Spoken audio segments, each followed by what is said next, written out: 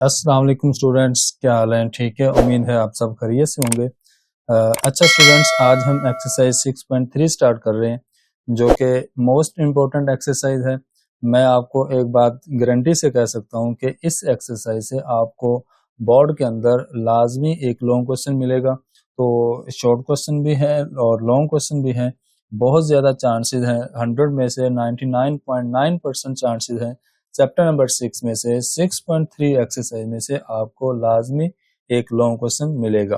तो बच्चों चलें स्टार्ट करते हैं एक्सरसाइज 6.3। तो इसका जो पहला क्वेश्चन है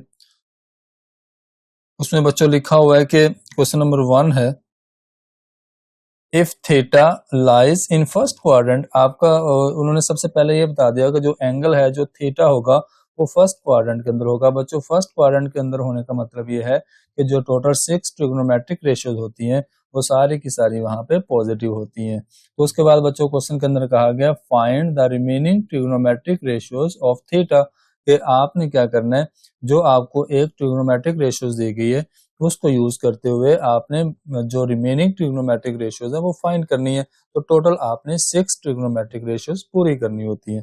तो बच्चे चलो स्टार्ट करते हैं। सबसे पहले देखो इसका जो फर्स्ट पार्ट है वो मैंने रेडी किया हुआ है आपके सामने। तो बच्चों क्वेश्चन नंबर 1 का जो फर्स्ट पार्ट है वो लिखा हुआ है साइन थीटा इज इक्वल, ये आपने फर्स्ट पार्ट लिया तो ये मैंने यहाँ लिख दिया, साइन थीटा इज इक्वल 2/3। अब बच्चों हमने सबसे पहला एक काम आपको मैं बता दूं वो ये है कि ये जो एक्सरसाइज है ना, इस एक्सरसाइज के अंदर जो पहला क्वेश्चन है उन सब पार्ट्स के अंदर राइट एंगल ट्रायंगल बनेगी। तो राइट एंगल ट्रायंगल कैसे बनेगी वो मैं आपके सामने बनाता हूँ। ये देखें बच्चों, आपको मैं क्वेश्चन यहाँ पे दोबारा लिख लेता हूँ। क्वेश्चन ये है साइन थीटा इज इक्वल 2/3। अच्छा बच्चों मुझे एक बात बताओ कि जो साइन है उसकी रेशो क्या होती है? बाय द वे उसकी रेशो होती है परपेंडिकुलर ओवर हाइपोटेनियस। ठीक है, साइन की जो रेशो होती है वो होती है परपेंडिकुलर ओवर हाइपोटेनियस। अच्छा बच्चों अब मुझे बताओ कि यहाँ पे मैं लिख सकता हूँ दिस इंप्लाइज दैट कि जो मेरे पास ये 2 है वो बच्चों परपेंडिकुलर होगा। तो मैं यहाँ लिख सकता हूँ कि P is equal to and यहाँ हम कॉमा लगा लें, और ये जो बच्चों हाइपोटेनियस है ये इक्वल होगा 3 के। ठीक है जी। अब बच्चों हमने नंबर 3 पे जो एक होता है परपेंडिकुलर एक होता है हाइपोटेनियस, नंबर 3 पे आपके पास जो मिसिंग वैल्यू है वो है बेस। तो ये बच्चों हमने बेस यहाँ से करनी है फाइंड। सबसे पहला काम हमने ये करना है, जो भी ट्रिग्नोमेट्रिक रेशियो दी गई होगी उसको बच्चों हमने रेशियो फॉर्म में चेक करना है कि रेशियो उसकी क्या बनती है। तो उसकी हम जो रेशियो बनेगी उसको हम नेक्स्ट सॉल्व करना शुरू करेंगे। तो बच्चों ये आपके सामने राइट एंगल ट्रायंगल है, तो इसमें हम देख लेते हैं। अगर मैं बच्चों ये जो मेरे पास है इसको मैं ए का नाम देता हूँ, ठीक है जी, इस वर्टेक्स को, और ये जो वर्टेक्स है इसको बी का नाम देता हूँ, और इसको अगर मैं सी का नाम देता हूँ तो आप कोई भी नाम दे सकते हैं। तो मैंने ए बी सी का नाम दिया। अच्छा अब बच्चों आपको पता है जहाँ पे 90 का एंगल बनता है ना उसकी जो ऑपोजिट साइड होती है, 90 के मुखालिफ साइड या 90 के सामने वाली साइड, 90 की जो कोरस्पोंडिंग साइड है उसको बच्चों हम बोलते हैं हाइपोटेनियस साइड। अच्छा अब अगर मैं यहाँ पे जो जहाँ पे वर्टेक्स ए है बच्चों वहां पे मैं एंगल थीटा ले लेता हूँ। ठीक है, ये मेरे पास एंगल है थीटा। तो इस थीटा जो हमने एंगल लिया थीटा, अब हमारा जो एंगल है वो डिसाइड करेगा कि हमारी परपेंडिकुलर साइड कौन सी है और बेस कौन सी है। अच्छा जी, अब आप बच्चे यहाँ पे देखें, ये जो थीटा है, जो हमने थीटा लिया इसकी जो सामने वाली साइड है इसकी जो ऑपोजिट साइड है वो आपके पास होगी परपेंडिकुलर साइड। ठीक है, अब बच्चों ये जो बाकी साइड जो बची हमारे पास, जहां पे थीटा जो हमने लिया और 90 का एंगल जहां पे बनेगा उसको बच्चों हम बोलेंगे बेस। तो ये आपके पास आ जाएगी यहाँ पे बेस। ठीक है जी, ये हमने सबसे पहले हाइपोटेनियस, बेस और परपेंडिकुलर का नाम दे दिया। अब बच्चों आपको पता है कि जो साइन की रेशियो है ये आपको दी गई है परपेंडिकुलर, ये आपके पास होती है परपेंडिकुलर ओवर हाइपोटेनियस। तो परपेंडिकुलर की वैल्यू आपके पास 2 है, ये ले मैं परपेंडिकुलर की वैल्यू यहाँ पे ट्राइंगल में 2 लिख ली, और जो हाइपोटेनियस है बच्चों उसकी वैल्यू मैंने लिख ली यहाँ पे 3। ठीक है, अब हमने फाइंड क्या करना है, बेस फाइंड करनी है। तो बेस की वैल्यू हमने करनी है फाइंड। तो चलें बेस की वैल्यू फाइंड करने के लिए हम पाइथागोरस थ्योरम का यूज करते हैं। बच्चों जो पाइथागोरस थ्योरम है वो यूज होता है राइट एंगल ट्राइंगल के ऊपर। तो चलें हम आप लोगों ने पढ़ा होगा, आप लोगों को याद होगा, आइडिया होगा कि पाइथागोरस थ्योरम क्या है, या इसको हम पाइथागोरस थ्योरम भी बोलते हैं। तो बच्चे यहाँ पे मैं लिखूंगा बाय यूजिंग, ये बच्चों जो थ्योरम है ये हम तब यूज करते हैं जब आपके पास दो साइड्स गिवन होती हैं और तीसरी साइड हमने फाइंड करनी होती है। ठीक है जी, ये मैंने लिखा by using Pythagoras theorem. Pythagoras theorem जब आपको दो साइड्स गिवन होती हैं, तीसरी साइड फाइंड करने के लिए हम पाइथागोरस थ्योरम या पाइथागोरस थ्योरम यूज करते हैं। अच्छा जी, वो आपके पास जो पाइथागोरस थ्योरम है वो होता है हाइपोटेनियस का स्क्वायर इक्वल परपेंडिकुलर का स्क्वायर प्लस बेस का स्क्वायर। बच्चों आप इसको ऐसे भी लिख सकते हो, इसको वैसे तो आप लिख सकते हैं एच का स्क्वायर मतलब हाइपोटेनियस का square equal B square plus B square, ये भी फार्मूला ठीक है। अगर हम परपेंडिकुलर पहले और बेस का स्क्वायर बाद में लिखते हैं तो वो भी ठीक है। तो जैसे आपकी मर्जी आप वैसे लिख सकते हैं। अच्छा जी, अब बच्चों हमने क्या करना है, इनकी वैल्यूज पुट करते हैं, बेस की वैल्यू फाइंड करनी है। तो अच्छा ये देखें आपके पास बच्चों हाइपोटेनियस की वैल्यू दी गई है 3, उसके बाद आपको जो वैल्यू दी गई है यहाँ पे परपेंडिकुलर की वो आपके पास 2 है, और बेस की वैल्यू हमने करनी है फाइंड, तो हम बेस का स्क्वायर वैसे ही रखेंगे। अच्छा जी, अब बच्चों 3 का स्क्वायर आपके पास 9 होगा और 2 का स्क्वायर आपके पास 4 होगा और बेस का स्क्वायर आपके पास वैसे ही रहेगा।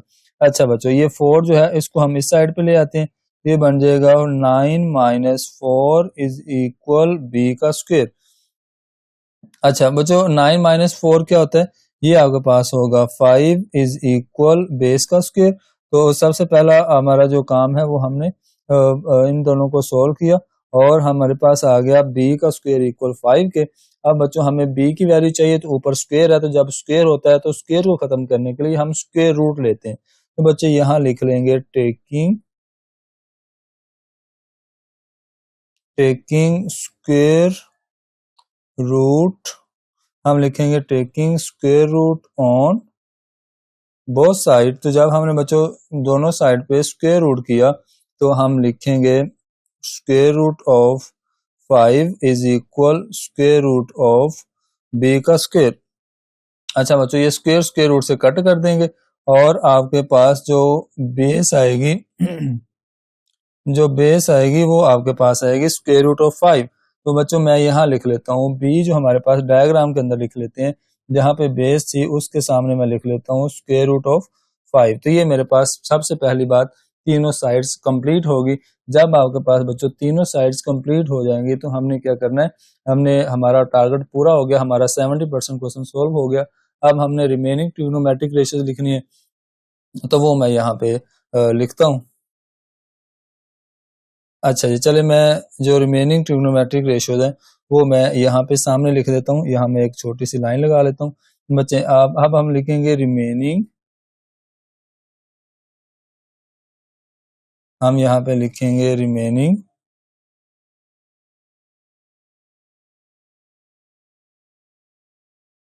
रिमेनिंग रेशियोज लिख लें। चले बच्चों आप लिख लो रिमेनिंग रेशियोज। अच्छा जी, रिमेनिंग रेशियोज का मतलब बच्चों सबसे पहले मैं लिखता हूँ यहाँ पे साइन, क्योंकि साइन की वैल्यू आपको दी गई थी, आप दोबारा भी लिख सकते हैं, लेकिन अगर नहीं भी लिखेंगे तो कोई इशू नहीं है। हम लिख लेते हैं साइन थीटा। तो साइन थीटा की वैल्यू बच्चों आपको क्वेश्चन के अंदर जो दी गई थी वो दी गई थी 2/3। चलें पहले हम एक काम करते हैं, यहाँ पे जो साइन है वो उसकी हम रेशियो लिख लेते हैं, वो होती है परपेंडिकुलर ओवर हाइपोटेनियस।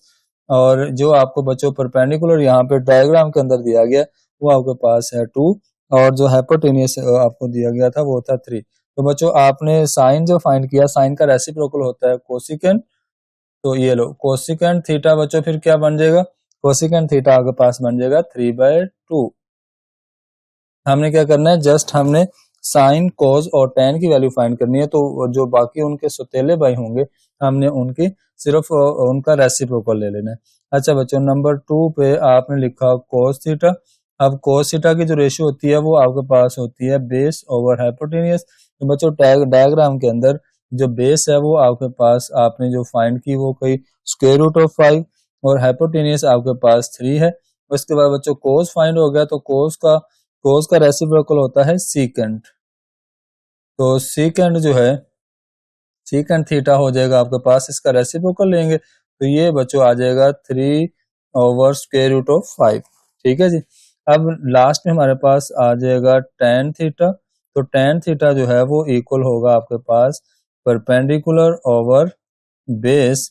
अब बच्चों परपेंडिकुलर आपके पास है 2 और बेस आपके पास है स्क्वायर रूट ऑफ 5। तो बच्चों अब जो tan है इसका जो रेसिप्रोकल होता है वो होता है आपके पास tan थीटा। तो tan थीटा की वैल्यू जो आएगी इसका रेसिप्रोकल ले लेंगे, नीचे वाली वैल्यू ऊपर, ऊपर वाली वैल्यू नीचे। तो ये आपका बच्चों फर्स्ट पार्ट हो जाएगा कंप्लीट। अब यहाँ पे आपके पास ऑप्शन थी, आप साइन वाला जो फंक्शन है वो लिखते या ना लिखते, वो आपके पास ऑप्शन थी, लेकिन ये था आपका क्वेश्चन नंबर 1 का फर्स्ट पार्ट। तो ये आपने कंप्लीट किया। अब बच्चों सेकंड पार्ट सॉल्व करते हैं। तो जो सेकंड पार्ट है उसमें लिखा हुआ है cos theta is equal 3 over 4। तो चलिए मैं यहाँ पे नीचे स्टार्ट कर रहा हूँ, यहाँ पे कर लेते हैं। ये रहे जी, इसका बच्चों नेक्स्ट सेकंड पार्ट है वो है आपके पास cos थीटा इज इक्वल 3/4। ये आपके पास आ जाएगा इसका सेकंड पार्ट। अच्छा जी, वो जो सेम मेथड है, सेम तरीकाकार है, हमने इसको सॉल्व करना है। तो चलें सबसे पहले हम इसका कर लेते हैं सोल्यूशन। तो जब बच्चे इसका सोल्यूशन लिखेंगे तो मैं यहाँ पे लिख लेता हूँ दोबारा से एक दफा cos theta is equal 3 over 4। अब आपको बच्चों पता है जो cos थीटा है वो उसकी रेशियो होती है base over hypotenuse, base over hypotenuse. तो इसका मतलब ये हुआ, हम लिखेंगे दिस इंप्लाइज दैट, ये बच्चों जो 3 है वो आपके पास बेस की वैल्यू आ जाएगी यहाँ पे, ठीक है, और जो 4 है वो बच्चों आपके पास किसकी वैल्यू आ जाएगी, हाइपोटेनियस की। तो नंबर 3 पे हमने परपेंडिकुलर फाइंड करना है। तो आपको पता है इन तीनों वैल्यूज को हमने पूरा करना होता है। अब बच्चों मैं यहाँ पे इसके सामने एक राइट एंगल ट्रायंगल बनाता हूँ। ये लो, मैंने बनाई एक राइट एंगल ट्रायंगल जो कि आपने सॉल्यूशन के अंदर बनानी है। ठीक है जी। अब आपको पता है कि ये यहाँ पे जो जहाँ पे वर्टिकल लाइन लिखी होती है, बनी होती है, वहां पे बच्चों एंगल जो होता है वो 90 का बन रहा होता है। तो ये मेरे पास सी, और इसको मैं ए का नाम दे रहा हूँ और इसको मैं बी का नाम दे रहा हूँ। ये वर्टेक्स ए बी सी है, आप कोई भी नाम दे सकते हैं, तो मैंने ए बी सी का नाम दिया। अच्छा बच्चों, जो आपको वैल्यू दी गई है उसके मुताबिक जो बेस है, चले सबसे पहले तो आप देखें कि जो 90 है बच्चों, 90 वाला एंगल के जो सामने वाली साइड होती है, ऑपोजिट साइड होती है, वो हाइपोटेनियस होता है। ठीक है।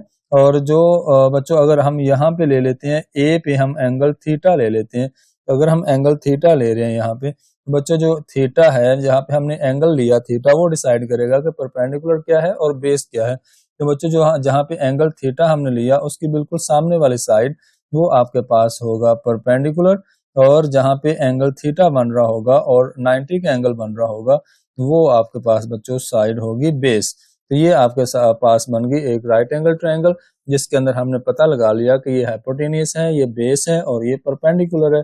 तो चलें हम बच्चों देखो क्वेश्चन के अंदर आपको बेस दी गई है 3 की इक्वल, ये ले मैंने यहाँ बेस के इक्वल लिखा, बी के इक्वल लिखा 3, और हाइपोटेनियस आपको दिया गया 4 के इक्वल। अच्छा, अब बच्चों हमने परपेंडिकुलर को करना है फाइंड, तो वही काम करेंगे जब आपको बच्चों एक राइट एंगल ट्रायंगल के अंदर दो साइड्स गिवन होती हैं, तीसरी साइड आपने फाइंड करनी होती है। थर्ड साइड फाइंड करने के लिए आप पाइथागोरस थ्योरम का यूज करते हो। तो बच्चे आप यहाँ लिखोगे बाय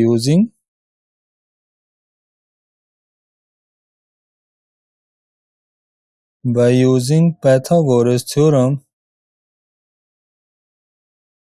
ठीक है जी, ये आपके पास आ जाएगा पाइथागोरस थ्योरम।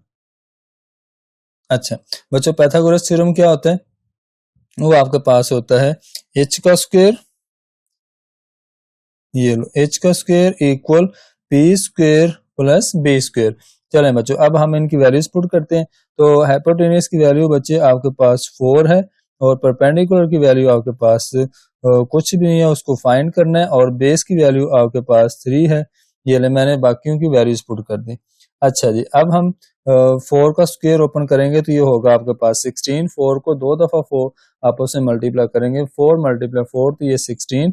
उसके बाद बच्चों p का स्क्वायर वैसे ही रहेगा, 3 की पावर 2 9 होता है। अब बच्चों आपने p की वैल्यू फाइंड करनी है, तो इस 9 को आप इस साइड पे ले आओ। जब हम इस साइड पे लेकर आएंगे तो इसको कर देंगे माइनस। ठीक है जी। अच्छा जी, अब 16 माइनस 9, अब आपको पता है कि जो 16 माइनस 9 है वो आपके पास होता है 7। तो आपके पास यहाँ पे आ जाएगा बच्चों 7। ठीक है जी, यहाँ पे बच्चे आपके पास आएगा 7 इज इक्वल पी स्क्वायर। अब हमें बच्चों p की वैल्यू फाइंड करनी है, हम दोनों साइड पे क्या करेंगे, स्क्वायर रूट करेंगे। ठीक है, हम लिखेंगे टेकिंग,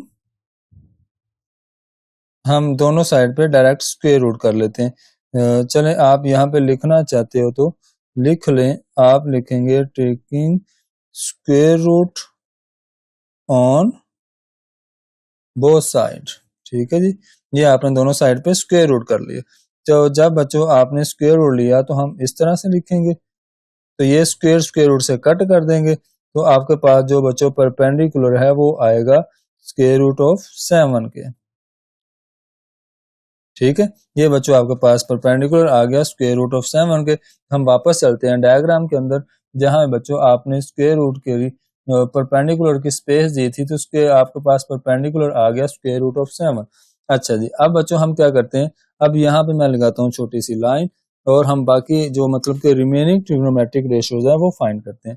हम लिखेंगे यहाँ पे नाउ, नाउ नाउ का मतलब हम नेक्स्ट लिखेंगे जो रिमेनिंग ट्रिग्नोमेट्रिक रेशियोज हैं वो करेंगे। चलें जी, सबसे पहले बच्चों आपके पास होता है साइन। तो साइन की जो रेशियो होती है वो होती है परपेंडिकुलर ओवर हाइपोटेनियस। तो बच्चों यहाँ पे परपेंडिकुलर की वैल्यू आपके पास क्या है, वो है स्क्वायर रूट ऑफ 7, और हाइपोटेनियस की वैल्यू आपके पास 4 है। जब आप बच्चों साइन थीटा फाइंड कर लेंगे तो साइन का जो रेसिप्रोकल होता है वो होता है कोसिकेंट, और तो कोसिकेंट की वैल्यू लिखने के लिए जो साइन की वैल्यू आई है उसको उल्टा देंगे, मतलब नीचे वाली वैल्यू हम ऊपर लिख लेंगे और ऊपर वाली वैल्यू हम नीचे लिख लेंगे। ठीक है जी, ये आपके पास आ जाएगा 4 बाय स्क्वायर रूट ऑफ 7, जो कि कोसिकेंट की वैल्यू होगी। अच्छा, अब बच्चों इसके बाद देखें, आपके पास होता है कोस, कोस थीटा। तो बच्चों कोस की वैल्यू आपके पास, जो कोस की रेशियो होती है वो होती है बेस ओवर हाइपोटेनियस। तो बच्चों यहाँ पे बेस आपके पास है 3 और हाइपोटेनियस आपके पास 4। तो उसके बाद बच्चों देखो कोस का जो रेसिप्रोकल होता है वो होता है सीकेंट। तो सीकेंट की जो वैल्यू होगी वो बच्चों हम यहाँ पे लिखेंगे 4/3। जो कोस की वैल्यू है उसका रेसिप्रोकल, मतलब नीचे वाली वैल्यू ऊपर, ऊपर वाली नीचे। अच्छा जी, लास्ट में बच्चों आपके पास आएगा टेन थीटा। तो टेन थीटा की जो रेशियो होती है वो होती है परपेंडिकुलर ओवर बेस। तो परपेंडिकुलर आपके पास बच्चों यहाँ पे क्वेश्चन के अंदर है स्क्वायर रूट ऑफ 7। ठीक है, और बेस आपके पास है 3। तो जब बच्चों टेन हमने फाइंड कर लिया, उसका मतलब हमारे पास कोट की वैल्यू भी आ जाएगी। तो कोट थीटा जो होता है वो टेन का रेसिप्रोकल होता है। तो ये बच्चों आपके पास इसकी वैल्यू बन जाएगी 3 बाय स्क्वायर रूट ऑफ 7। ये आपके पास बच्चों क्वेश्चन हो जाएगा कंप्लीट। तो अगर आपको किसी भी बात की समझ नहीं आ रही तो मुझे साथ कमेंट बॉक्स में लाजमी बताएं। अच्छा जी, नेक्स्ट आप देखें, इसका थर्ड वाला पार्ट हम क्वेश्चन का सोल्व करते हैं। जो कि थर्ड वाला पार्ट है वो आपको दिया गया। अगर हम इसका थर्ड वाला पार्ट देखें तो वो लिखा गया tan थीटा इज इक्वल 1/2। तो सेम इसी मेथड से हम बच्चों इसको सोल्व करेंगे। चले मैं यहाँ पे सोल्व करता हूँ। चलें जी, ये आपके पास नेक्स्ट जो इसका थर्ड वाला पार्ट है, थर्ड वाला पार्ट है आपके पास बच्चों tan थीटा इज इक्वल 1/2। ठीक है जी, अब जो tan थीटा है वो आपके पास होता है 1/2 के इक्वल है। तो यहाँ पे मैं इसका सोल्यूशन स्टार्ट कर रहा हूँ। तो अब जो बच्चों tan की रेशियो होती है, मैं यहाँ लिखता हूँ tan थीटा इज इक्वल 1/2, और बच्चों जो tan की रेशियो होती है वो होती है परपेंडिकुलर ओवर बेस। ठीक है जी। अब मुझे बताएं, यहाँ पे हम लिखेंगे दिस इंप्लाइज दैट, जो बच्चों यहाँ पे परपेंडिकुलर होगा वो आपके पास यहाँ पे 1 होगा। तो जब हम परपेंडिकुलर की वैल्यू लिखेंगे वो आपके पास 1 होगी, और जो बच्चों आपके पास बेस होगी वो आपके पास 2 होगी। तो परपेंडिकुलर भी हो गया, बेस भी होगी। तो बच्चों नंबर थर्ड पे हम क्या फाइंड करेंगे, हम फाइंड करेंगे हाइपोटेनियस। तो हाइपोटेनियस फाइंड करने के लिए हम यहाँ पे एक डायग्राम बनाएंगे जो कि राइट एंगल ट्रायंगल होगी। ये ले जी, ये हमने बनाई यहाँ पे राइट एंगल ट्रायंगल। तो ये आपके पास 90 का एंगल होगा, इसको हम बोलेंगे ए, इसको हम बोलेंगे बी, और इसको हम बोलेंगे सी। ठीक है जी। अब जो जहां पे 90 का एंगल है उसके ऑपोजिट साइड हमारे पास होती है हाइपोटेनियस साइड। ठीक है, ये आपके पास आएगी हाइपोटेनियस साइड। और बच्चों जहां पे एंगल हम लेते हैं, ये हमने एंगल थीटा लिया ए वर्टेक्स पे, तो उसकी जो ऑपोजिट साइड बच्चों परपेंडिकुलर, तो नीचे वाली साइड जो बाकी बचेगी उसको हम बेस बोलते हैं, उसको हम क्या बोलते हैं, बेस। अच्छा जी। अब बच्चों हम क्या करेंगे, अब हम लिखेंगे परपेंडिकुलर की वैल्यू आपके पास यहाँ 1 है, और बेस की वैल्यू आपके पास 2 है, और हाइपोटेनियस मतलब h की वैल्यू हमने फाइंड करनी है। तो वही काम हम लिखेंगे बाय यूजिंग, बच्चों हम लिखेंगे बाय यूजिंग पैथागोरस थ्योरम। तो आप लिखोगे बाय यूजिंग पैथागोरस थ्योरम। जब बच्चों आपने पैथागोरस थ्योरम लिखा तो वो आपके पास होता है h का स्क्वायर इक्वल परपेंडिकुलर का स्क्वायर प्लस बेस का स्क्वायर। तो बच्चों हम इनकी वैल्यूज पुट कर देते हैं। तो वैल्यूज जब पुट करेंगे तो हाइपोटेनियस हमने फाइंड करना है, तो हाइपोटेनियस आपका इधर ही रहेगा।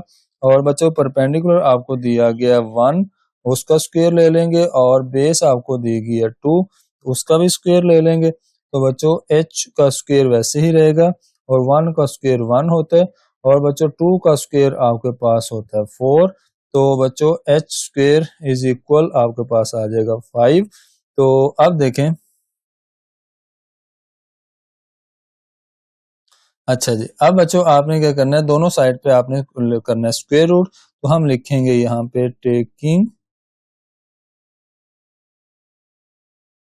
Taking square root on both side. ये आपने दोनों साइड पे किया बच्चों स्क्वायर रूट। जब आपने स्क्वायर रूट किया दोनों साइड पे, तो हम लिखेंगे h का स्क्वायर रूट इज इक्वल 5 का स्क्वायर रूट। तो ये स्क्वायर रूट से बच्चों कट कर दो, तो h की वैल्यू आपके पास आएगी स्क्वायर रूट ऑफ 5। अच्छा जी, अब बच्चों h की जो वैल्यू हमारे पास नहीं थी उसको हम लिखेंगे h is equal square root of 5। तो ये हम लिखेंगे h is equal square root of 5। अच्छा जी, अब हम बच्चों इसकी बात जो रिमेनिंग ट्रिग्नोमेट्रिक रेशियोज हैं वो फाइंड करते हैं। तो मैं यहाँ पे एक लाइन लगाता हूँ, तो हम यहाँ लिखते हैं नाउ। ठीक है जी। अब बच्चों सबसे पहले आपको पता है कि साइन थीटा है, तो साइन थीटा की जो रेशियो होती है वो होती है परपेंडिकुलर ओवर हाइपोटेनियस। तो परपेंडिकुलर की वैल्यू बच्चों आपके पास है यहाँ पे 1। ठीक है, और हाइपोटेनियस की वैल्यू बच्चों आपके पास है स्क्वायर रूट ऑफ 5। तो जब बच्चों आपने साइन थीटा की वैल्यू फाइंड कर ली, इसका मतलब आपने कोसिकेंड की वैल्यू भी फाइंड कर ली। तो कोसिकेंड की वैल्यू क्या होगी, इसका उलट होगा, मतलब आपने क्या लिखना है, स्क्वायर रूट ऑफ 5 ओवर 1। इसका मतलब होता है स्क्वायर रूट ऑफ 5। अच्छा बच्चों नंबर 2 पे आपने वैल्यू फाइंड करनी है कोस की। तो कोस की जो रेशियो होती है वो होती है बेस ओवर हाइपोटेनियस। तो बच्चों बेस आपके पास यहाँ पे 2 है, और आपके पास जो हाइपोटेनियस है वो आपके पास है स्क्वायर रूट ऑफ 5। तो अब देखो, जब कोस की वैल्यू हमने फाइंड कर ली, तो इसका मतलब हमने सीकेंड की वैल्यू भी फाइंड कर ली, क्योंकि सीकेंड जो है वो कोस का रेसिप्रोकल होता है। तो बच्चों ये इसको हम उल्टा देंगे, इनकी वैल्यूज को, स्क्वायर रूट ऑफ 5 ऊपर चला जाएगा, 2 नीचे आ जाएगा। अच्छा भाई, लास्ट पे हमारे पास tan की वैल्यू है। वैसे तो tan की वैल्यू हमें क्वेश्चन के अंदर दी गई है, लेकिन हमारी मर्जी है, हम लिखना चाहते हैं तो लिख लेंगे, नहीं लिखेंगे तो कोई इशू नहीं है। तो बच्चों tan की जो रेशियो होती है वो होती है परपेंडिकुलर ओवर बेस। तो बच्चों जो परपेंडिकुलर है वो आपके पास 1 है, और जो बेस है वो आपके पास यहाँ पे 2 है। ठीक है जी, जो बेस है वो आपके पास 2 है। तो जब आपने tan की वैल्यू फाइंड कर ली तो इसका मतलब हमने cot की वैल्यू भी फाइंड कर ली, क्योंकि cot जो है वो tan का रेसिप्रोकल होता है। तो बच्चों ये बन जाएगा 2/1, मतलब 2 भी लिख सकते हैं। तो ये आपके पास इसका थर्ड पार्ट जो हमने सोल्व कर लिया। तो इसका चलते हैं इसके नेक्स्ट थर्ड 4 वाले पार्ट की तरफ।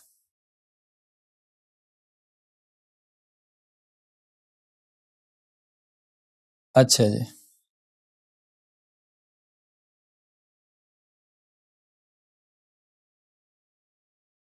अच्छा बच्चों, ये आपके पास इसका 4 वाला पार्ट है, वो है कि secant theta is equal to 3।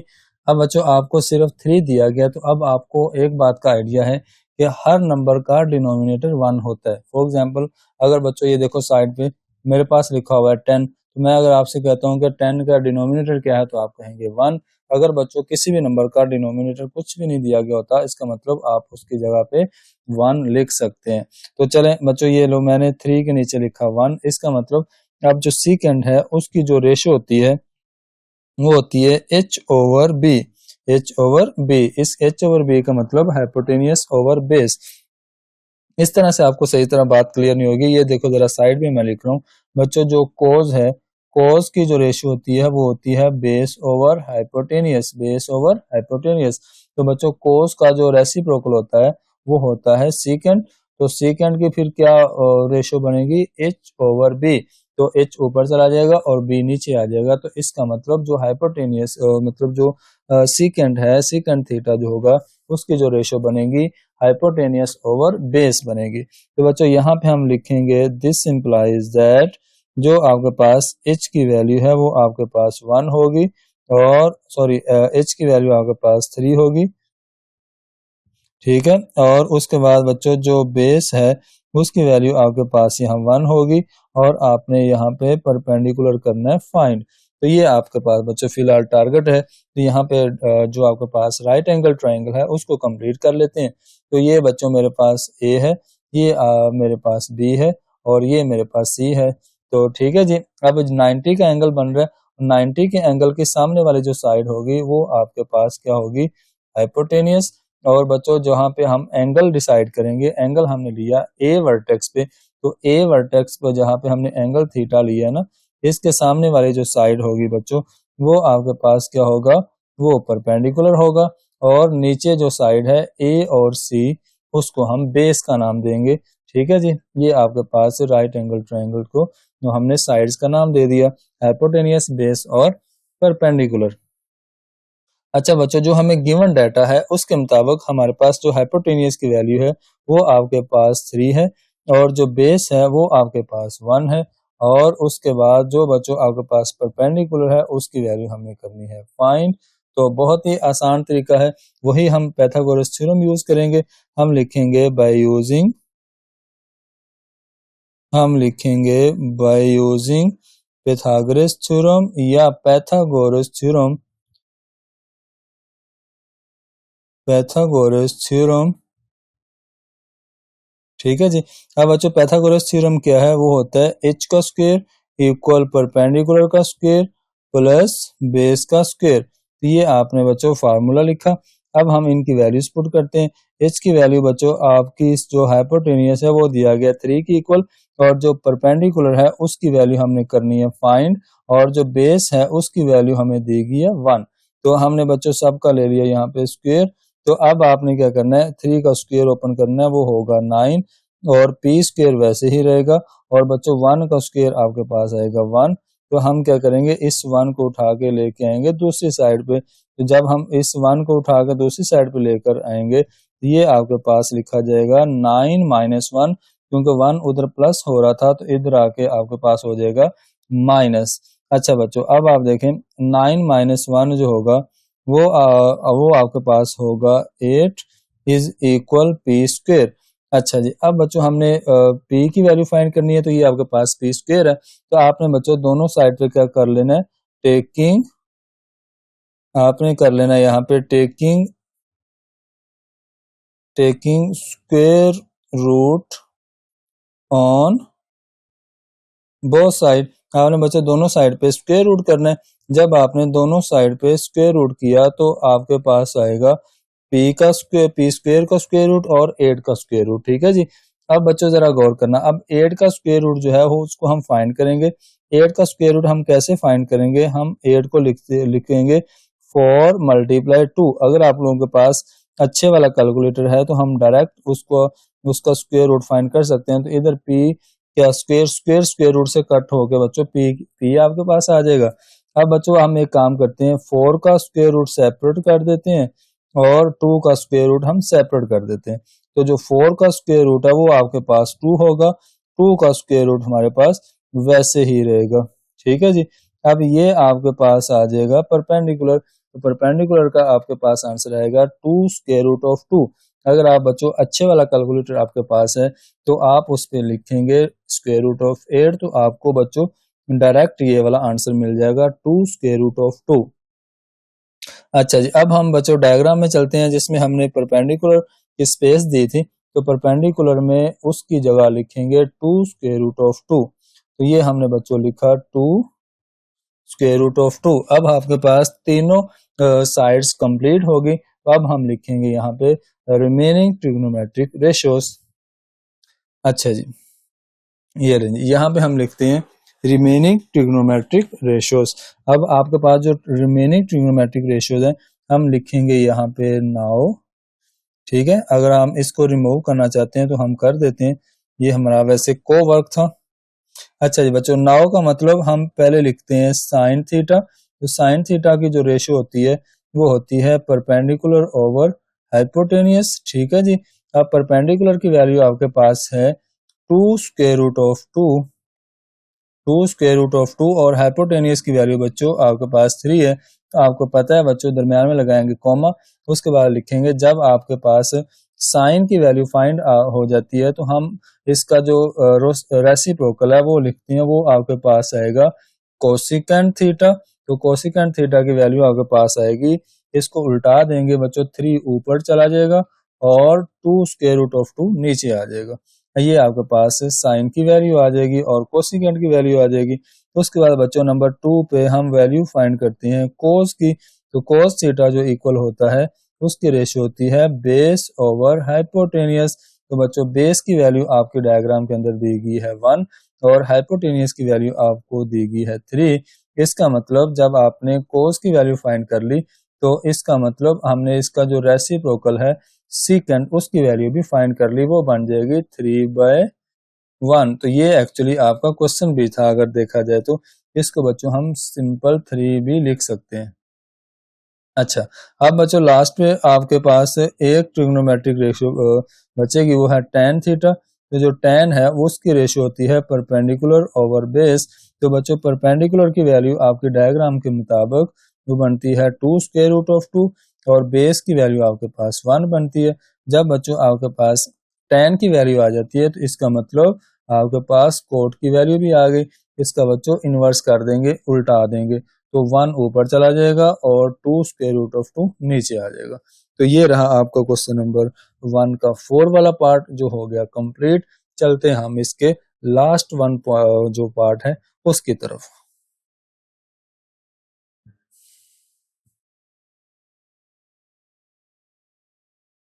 अच्छा जी बच्चों, ये आपके पास इसका है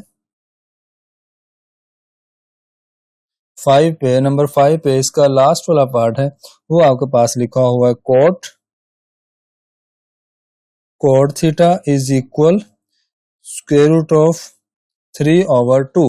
बच्चों आपको ना क्वेश्चन कुछ इस तरह से दिया गया, समझ लें आपको क्वेश्चन थोड़ा डरावना क्वेश्चन दिया गया, लेकिन क्वेश्चन डरावना है नहीं, बहुत आसान और बहुत ही सिंपल क्वेश्चन है, बहुत ही मजेदार जायकेदार क्वेश्चन है।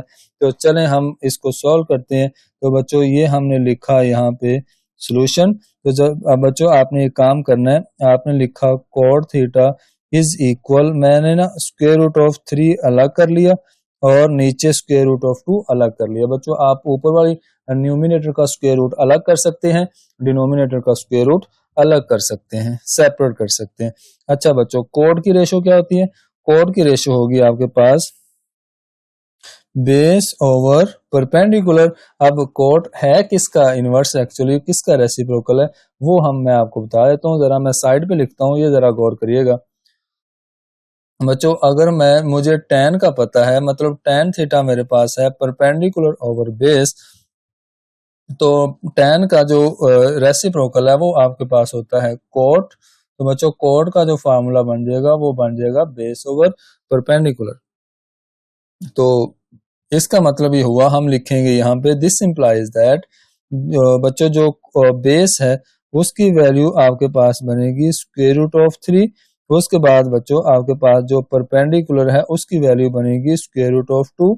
सही हो गया। तो ये जो ऊपर वाली वैल्यू है ऊपर वाली वैल्यू के सामने, नीचे वाली वैल्यू नीचे वाली वैल्यू के सामने। तो अब लास्ट में बच्चों आपने क्या करना है, जो आपके पास एक वैल्यू बची उसका नाम है हाइपोटेनियस, तो वो हम कर लेंगे फाइंड, उसके सामने लगाएंगे क्वेश्चन मार्क। तो अब बच्चों आप देखो कि हम इसके लिए एक राइट एंगल ट्रायंगल कंस्ट्रक्ट करेंगे। ये आपके पास एक राइट एंगल ट्रायंगल है जो कि आपने बना ली, ये 90 का एंगल, और ये बच्चों आपके पास ए वर्टेक्स, ये बी वर्टेक्स और ये सी वर्टेक्स। अब बच्चों जहां पे 90 का एंगल बनाया उसके ऑपोजिट साइड को हम बोलते हैं हाइपोटेनियस। और बच्चों जो आपके पास यहाँ पे एंगल हम लेंगे, एंगल हमने लिया यहाँ पे ए वर्टेक्स पे एंगल लिया थीटा, तो थीटा जो एंगल होगा उसके सामने वाली साइड हमारे पास होगी परपेंडिकुलर, और बच्चों जो एक साइड बच जाएगी उसको हम नाम देंगे बेस का। तो ये आपके पास बच्चों एक्चुअली जो एक ट्रायंगल थी राइट एंगल ट्रायंगल, उसको मैंने कर दिया कंप्लीट। अच्छा जी, अब बच्चों अकॉर्डिंग टू गिवन डाटा, उसके जो आपको डाटा दिया गया है, जो आपको क्वेश्चन दिया गया है उसके मुताबिक जो बेस है वो आपके पास है स्क्वायर रूट ऑफ 3। ठीक है जी, जो बेस आपको दी गई है वो आपको दी गई है स्क्वायर रूट ऑफ 3, और जो परपेंडिकुलर है वो आपको दिया गया स्क्वायर रूट ऑफ 2। अच्छा जी, अब आप देखें बच्चों नेक्स्ट, अब आपने फाइंड क्या करना है, फाइंड आपने करना है बच्चों एच की वैल्यू, मतलब हाइपोटेनियस की वैल्यू। तो जब कभी आपके पास एक राइट एंगल ट्राइंगल हो, उसकी दो साइड्स आपको गिवन हो, तीसरी जो साइड है उसको आपने फाइंड करना हो, तो आप पैथागोरस थ्योरम का यूज करते हैं। तो बच्चे हम सेम दोबारा से लिखेंगे यहाँ पे हम लिखेंगे बाय यूजिंग पैथागोरस थ्योरम। ठीक है जी, जो पैथागोरस थ्योरम है वो क्या होता है एक्चुअली बच्चों, जो पैथागोरस थ्योरम है वो हम लिखेंगे, वो होता है एच का स्क्वायर इक्वल परपेंडिकुलर का स्क्वायर प्लस बेस का स्क्वायर। अच्छा जी, बस लास्ट क्वेश्चन है, तकरीबन हमारा क्वेश्चन नंबर 1 कंप्लीट हो गया।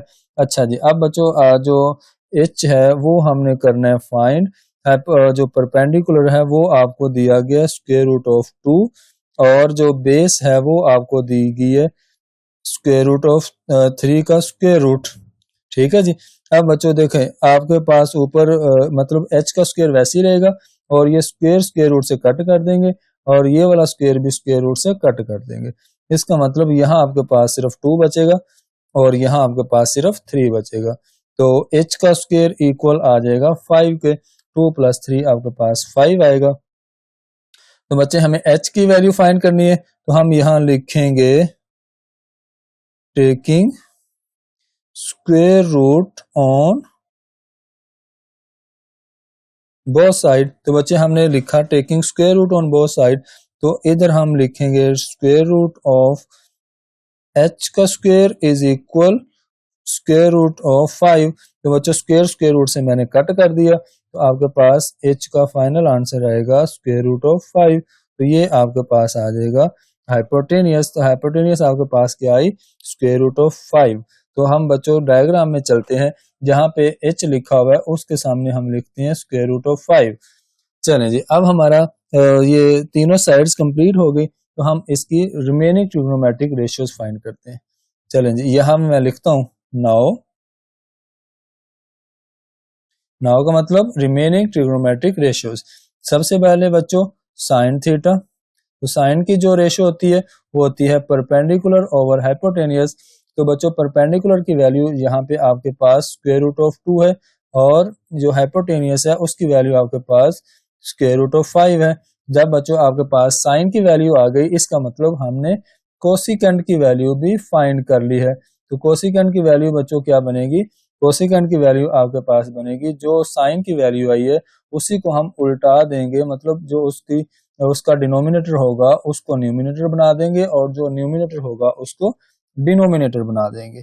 अच्छा जी, उसके बाद बच्चों आपके पास आएगी cos थीटा इज इक्वल, ये आपके पास रेशियो होती है बेस ओवर हाइपोटेनियस। तो बच्चों बेस आपके पास है यहाँ पे square root of 3 over hypotenuse आपके पास स्क्वायर रूट ऑफ 5। तो जब बच्चों आपने cos की वैल्यू फाइंड कर ली तो उसका मतलब हमने सीकेंड की वैल्यू भी फाइंड कर ली, तो इसको उल्टा देंगे, स्क्वायर रूट ऑफ 5 ऊपर और स्क्वायर रूट ऑफ 3 नीचे। अच्छा जी, अब लास्ट पे हमारे पास आएगी tan। तो tan जो बच्चों आपके पास रेशो होती है tan की, वो होती है परपेंडिकुलर ओवर बेस।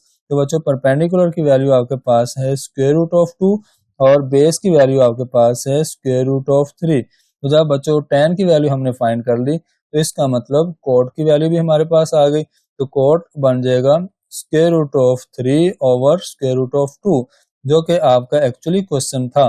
तो ये आपके पास फाइनल आंसर आ जाएगा। तो बच्चों ये था आपका एक्सरसाइज 6.3 का क्वेश्चन नंबर 1। उसके 5 के 5 पार्ट्स मैंने आपके सामने सॉल्व किए हैं, तो उम्मीद है आप सब लोगों को समझ आई होगी। तो कोई भी क्वेश्चन है जो आपको समझ नहीं आया तो मुझे कमेंट बॉक्स में लाजमी बताएं, मैं आपको इंशाल्लाह उसका आंसर करूंगा। तो चलें, अपना ख्याल रखिएगा, इंशाल्लाह मिलते हैं नेक्स्ट वीडियो के अंदर।